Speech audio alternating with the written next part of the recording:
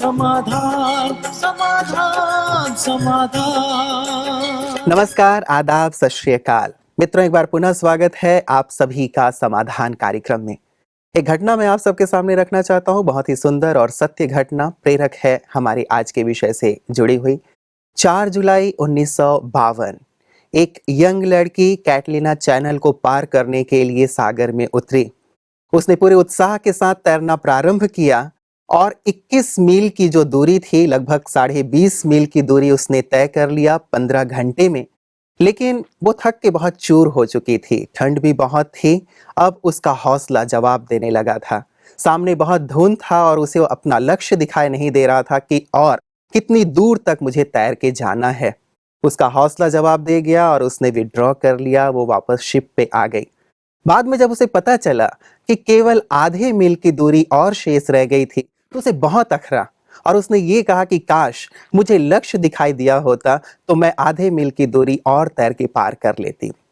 ये बात और है कि 2 महीने के बाद फिर से उस लड़की ने प्रयास किया और सफलता अर्जित की। लेकिन महत्वपूर्ण बात जो मैं आप लोगों के सामने रखना चाहता हूँ वो ये कि यदि सामने लक्ष्य स्पष्ट दिखाई दे रहा हो तो हमारा हौसला बढ़ जाता है, हमारी शक्ति बढ़ जाती है, स्फूर्ति आ जाती है और हम असंभव से लगने वाले कार्य को भी संभव कर जाते हैं। लक्ष्य के विषय पर ही हम चर्चा करते आ रहे हैं और अब तक हमने देखा कि क्यों युवा लक्ष्य नहीं बनाता है, क्या क्या कारण उसके होते हैं और साथ ही यदि वो लक्ष्य बनाए तो किन किन बातों पर ध्यान दें। आज हम पुनः इस चर्चा को आगे बढ़ाएंगे क्योंकि बहुत ही सुंदर और महत्वपूर्ण चर्चा है और इस चर्चा को आगे बढ़ाने के लिए हमेशा की तरह हमारे साथ हैं आदरणीय राजयोगी सूर्य भाई जी। आइए स्वागत करते हैं उनका। प्रातः जी, आपका बहुत बहुत स्वागत है। Thank you. प्रातः जी, कल भी हम लोगों ने लक्ष्य के विषय पे बहुत सुंदर चर्चा की जो युवाओं से संबंधित थी। एक बात जो बार बार जेहन में आती है एक युवा वर्ग के तौर पे उनके प्रतिनिधित्व करते हुए मैं एक बात पूछना चाहता हूँ कि ज्यादातर लोग एक अच्छा घर हो, अच्छा मकान हो, अच्छी गाड़ी हो, बंगला हो, अच्छी सैलरी वाली नौकरी हो, केवल इसी को ही अपना लक्ष्य मान लेते हैं। लेकिन क्या यही एक युवा का लक्ष्य होना चाहिए या इसके अलावा और कुछ होना चाहिए? हाँ, देखिए, जीवन में ये सब चीजें तो आवश्यक भी हैं और हर मनुष्य ने प्राप्त करना चाहता है जी। मान सम्मान भी चाहता है, उसके पास धन होगा तो वो अपने परिवार की सभी आवश्यकताओं की पूर्ति भी कर पाएगा। लेकिन यही सब प्राप्त कर लेना केवल हमारा लक्ष्य नहीं होना चाहिए। जी। मैं सिंपल भाषा में कहूँ कि हमारे लक्ष्य में एक शब्द हम जोड़ दें, मूल्यनिष्ठ लक्ष्य, यानी ऐसा लक्ष्य जो हमें संपूर्ण मानव बनाए, जो हमें समाज में उस तरह भी प्रतिष्ठा दिलाए जैसे महात्मा गांधी को है, जिनके पास पैसा नहीं था और उनके पास वो प्रतिष्ठा है जो बड़े बड़े जो धनाढ्य लोग हैं भारत में उनको तो कोई जानता भी नहीं। एक्चुअली कभी कभी अखबार में नाम निकल जाता है, 10 रिचेस्ट लोगों के नाम लोग पढ़ के भूल जाते हैं, लेकिन महात्मा गांधी को बच्चा बच्चा जानता है। तो एक संपूर्ण मानव बनने का लक्ष्य, हम ये नहीं कह रहे कि धन कमाना, बहुत अच्छा बंगला बनाना, बहुत अच्छी नौकरी पा लेना, इसको हम इग्नोर कर दें। ये भी जीवन की बहुत बड़ी आवश्यकताएं हैं और समाज की डिमांड भी। माना हमारे विभिन्न प्रकार के जो हमारे लक्ष्य हैं उनमें से एक लक्ष्य ये हो कि हमारे पास धन हो, संसाधन हो, या हमारे पास अच्छी गाड़ी, बंगला, या ये सारी चीजें के अलावा भी मान लो किसी ने बहुत धन कमा ही लिया, गलत तरीकों से कमा लिया और गड़बड़ हो गई, उनका नाम करप्शन केसेस में आ गया या इनकम टैक्स वालों ने उनके घर पे छापा मार दिया, या वो किसी ऐसे कर्म के कारण जेल में चले गए, सलाखों के पीछे आ गए, तो इससे उनका धन, उनका पद पोजीशन या उन्होंने जो कुछ प्राप्त किया है, बहुत अच्छा मकान भी बना दिया है, ये सब फिर बेकार हो जाते हैं। इसलिए एक मूल्यनिष्ठ। एक ये कि लक्ष्य तो हर एक बना ही लेता है और ज़्यादातर जैसे हमारी चर्चा होती आ रही है कि धन ही विशेष करके एक लक्ष्य के रूप में आता है कि हमारे पास बहुत ज़्यादा धन हो, और ज़्यादातर लोग आज यदि देखा जाए तो शॉर्टकट्स अपनाते हैं कि हमारे पास जल्दी से जल्दी ये सारे धन साधन आ जाएं। लेकिन ये जहाँ मूल्यों की बात शामिल हुई है, ये बहुत सुंदर बात आपने कही कि मूल्य ना हो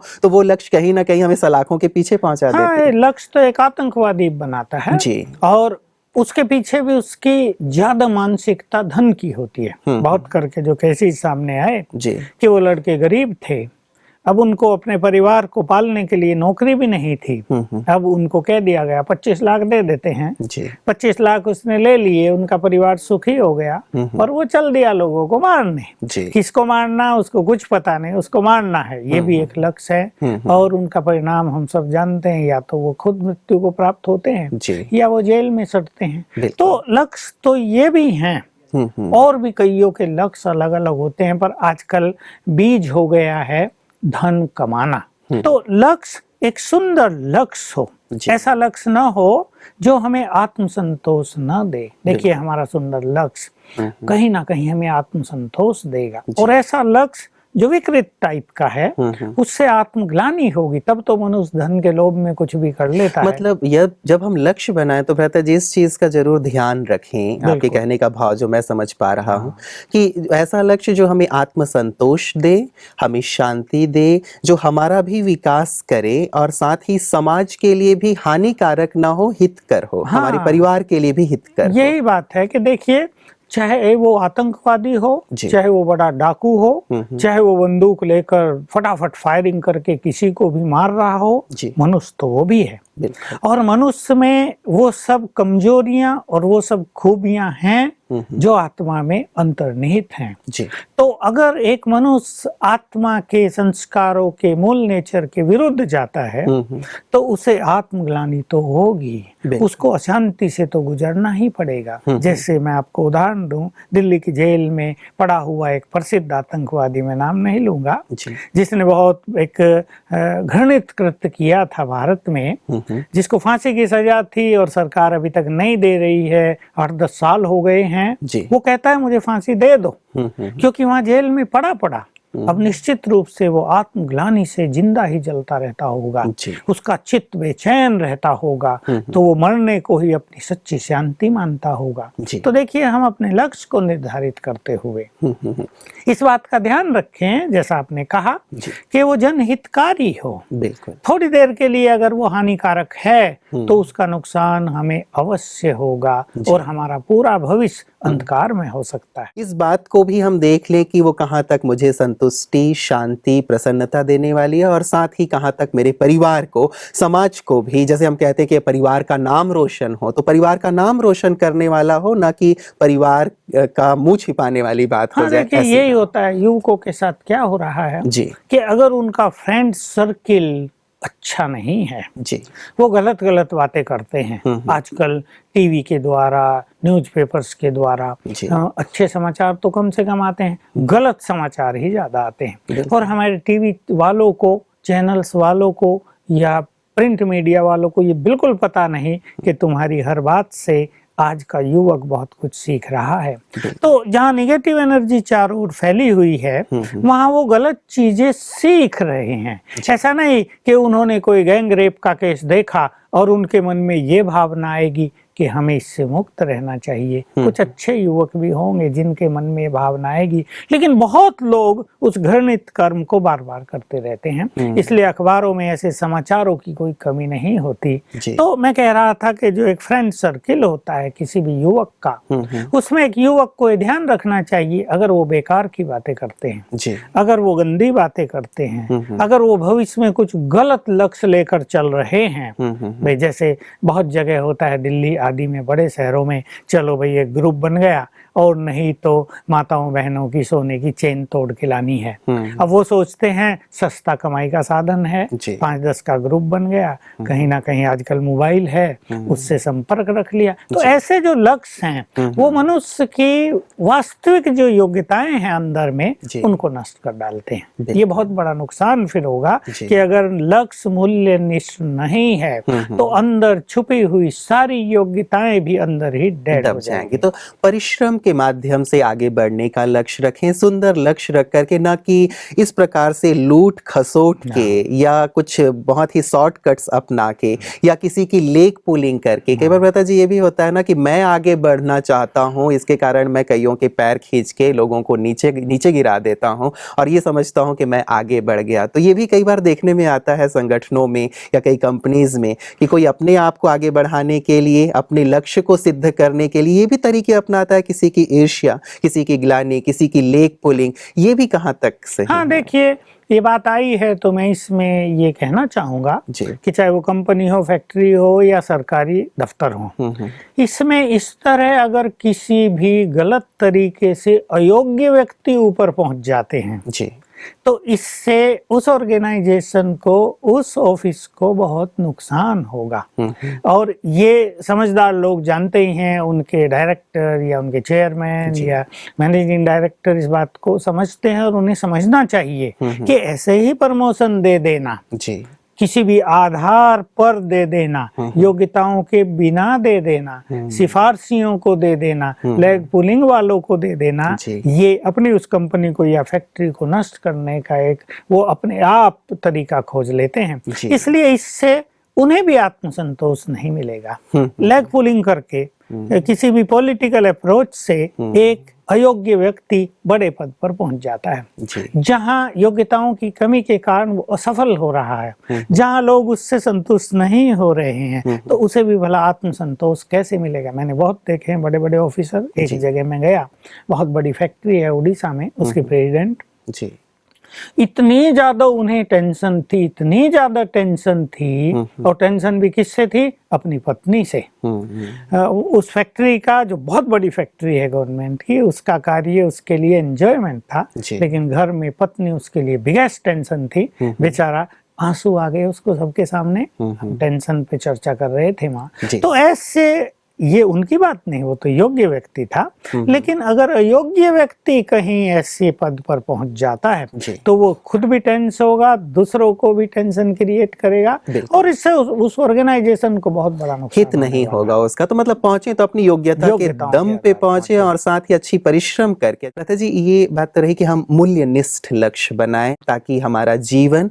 सुंदर हो, श्रेष्ठ हो, आदर्श हो, लोगों के लिए प्रेरक हो और हमारे जाने के बाद भी लोग हमें बहुत सम्मान से याद करें। एक बात आती है प्रता जी कि लक्ष्य तो हमने चलिए बना लिया, लेकिन लक्ष्य बनाने के बाद उसे इम्प्लीमेंट करने की जब बात आती है कि प्रैक्टिकली हम क्या क्या करें जो हमारा लक्ष्य सिद्ध होता चले। ये एक बहुत ही महत्वपूर्ण पहलू होता है लक्ष्य का। बिल्कुल, ये बहुत ही सुंदर बात है और इसमें हम अपने श्रोताओं के सामने 4-5 बहुत सुंदर बातें रखना चाहते हैं जी। मैं एक छोटी सी बात लोगों को सिखाया करता हूँ, युवकों को सिखाता हूँ कि जो भी आपका लक्ष्य है, अपने सबकॉन्शियस माइंड में उसका एक चित्र बनाए, जिसको मानसिक चित्र कहते हैं, जिसको विजन कहते हैं जी। और वो लक्ष्य मुझे मिलेगा ही, और बल्कि इससे भी अच्छी बात ये होगी कि हम ऐसा एंजॉय करें कि वो लक्ष्य मुझे मिल गया है। सबकॉन्शियस माइंड को इसे एक्सेप्ट करा दें तो ये बहुत सुंदर एक चीज होगी। मैं एक उदाहरण दूं आपको।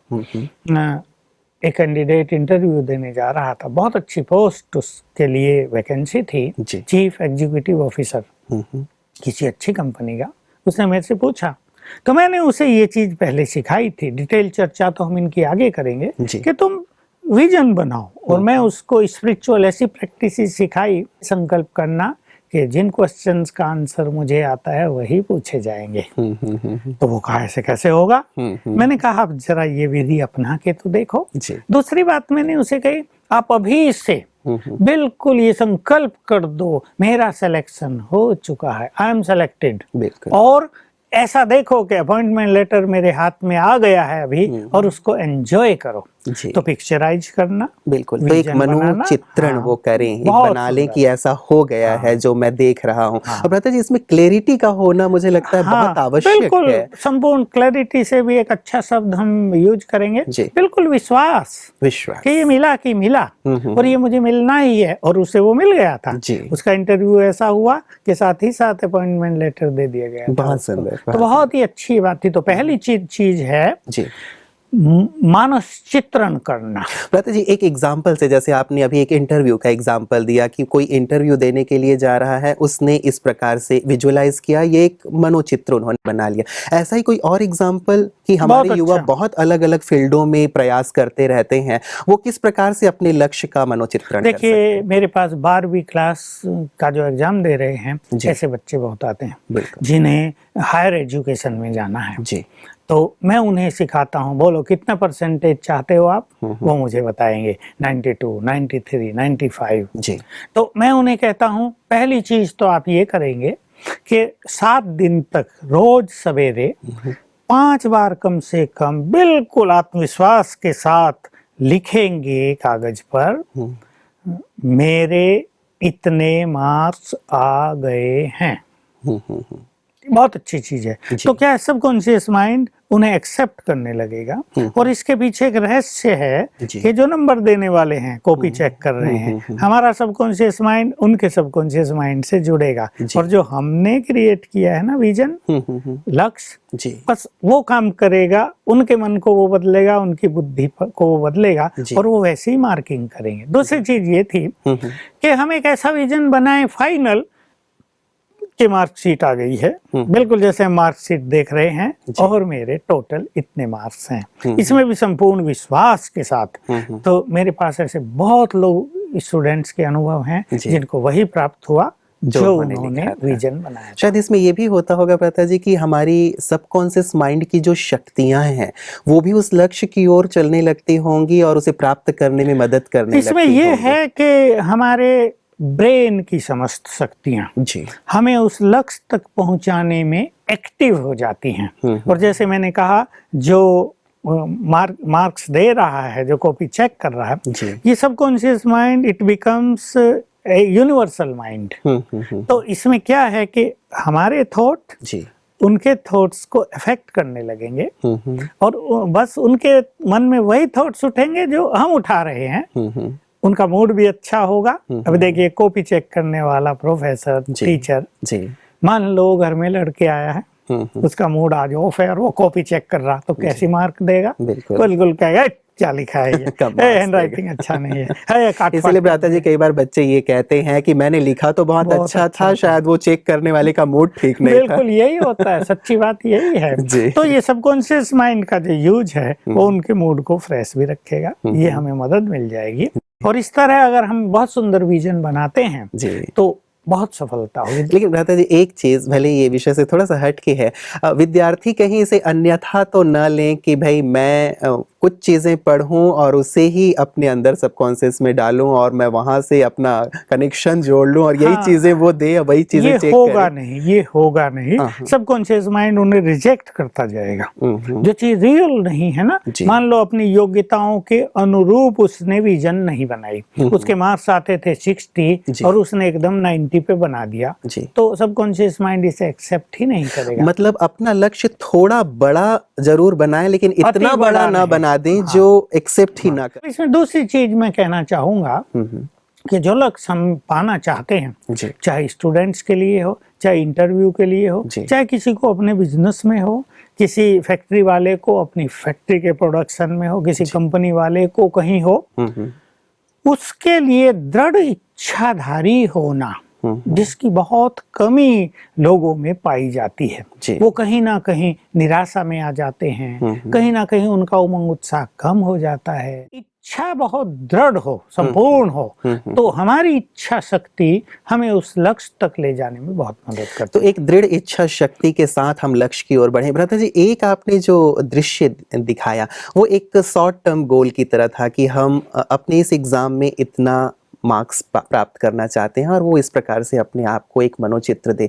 लेकिन एक पूरे जीवन का यदि एक लक्ष्य देना चाहता है कोई व्यक्ति अपने आप को, तो वो किस प्रकार का चित्र रखे अपने सामने? देखिए, इसमें ये बहुत ही अच्छी बात है कि एक जीवन का भी लक्ष्य मनुष्य को देना ही चाहिए। और जैसे हम लोग चर्चा कर रहे थे भ्राता जी, तो उसके साथ साथ मैं भी चाहूंगा कि जैसे एक हम मेंटल, फिजिकल, स्पिरिचुअल या इंटेलेक्चुअल या सोशल, इन सभी चीजों के बारे में कह रहे थे, तो आप एक सामूहिक रूप से एक ऐसा दृश्य मनोचित्र जरूर रखें हमारे दर्शकों के सामने, जिसे वो अपने सामने रख सकता है या जिसको आदर्श रूप में रखते हुए वो अपने जीवन का लक्ष्य सामने मान लो एक विद्यार्थी है जी। और उसको एक बहुत अच्छा इंजीनियर बनना है या उसको एक बहुत अच्छा साइंटिस्ट बनना, उसको DRDO में जाना है, और तो वो पहले अपने मान लो इस और उस लक्ष्य के बीच में उसके पास 7-8 साल का पीरियड है। बिल्कुल। तो इसमें वो एक एक साल के छोटे छोटे लक्ष्य बनाए, बिल्कुल, उनका मूल्यांकन भी करे, वो अपने को देखे भी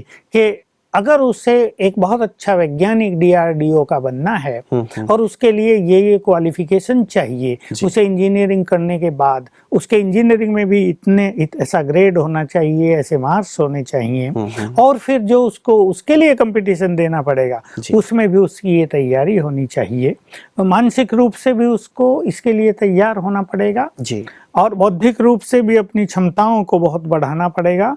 और इसी में जुड़ जाता है स्पिरिचुअलिज्म, जिससे स्पिरिचुअलिटी का यहाँ अर्थ है वो अपने मन को प्रसन्न भी रखे, इस लक्ष्य को टेंशन न बना दे। कहीं कहीं ये भी हो जाता है कि एक ऊंचा लक्ष्य ले लिया तो वो लक्ष्य उसके लिए टेंशन बन गया, वो किसी बात नहीं कर रहा है, कोई उससे बात करता है तो उसे गुस्सा आता है, हटो मुझे पढ़ना है, मुझे ये सब नहीं, यहाँ शोर क्यों हो रहा है, टीवी बंद करो, घर में ऐसा क्यों, मेहमान क्यों आ गए हैं, मुझे पढ़ना है, मुझे यहाँ पहुंचना है। तो स्पिरिचुअलिटी का अर्थ है रिलैक्सेशन, जिसमें उसको रिलैक्स भी करेगी ये स्पिरिचुअलिटी, और वो उस लक्ष्य को एंजॉय करेगा। ठीक है, लक्ष्य मिलेगा ना, इसमें बहुत टेंशन में आने की जरूरत नहीं। ऐसा नहीं कि लक्ष्य को पाने के लिए तुम्हें रात दिन पढ़ना है। तो कई लोग यही होता है जी, लक्ष्य मिल जाए तो हम बहुत खुश होंगे, लेकिन जब हम लक्ष्य की ओर बढ़ रहे हैं उस दरमियान भी अपने आप को खुशी में हम रखें, खुश होकर के लक्ष्य की ओर बढ़े, बहुत इंपॉर्टेंट चीज है। ये स्पिरिचुअलिटी है कि मान लो कहीं हमने 7 साल हमारे पास हैं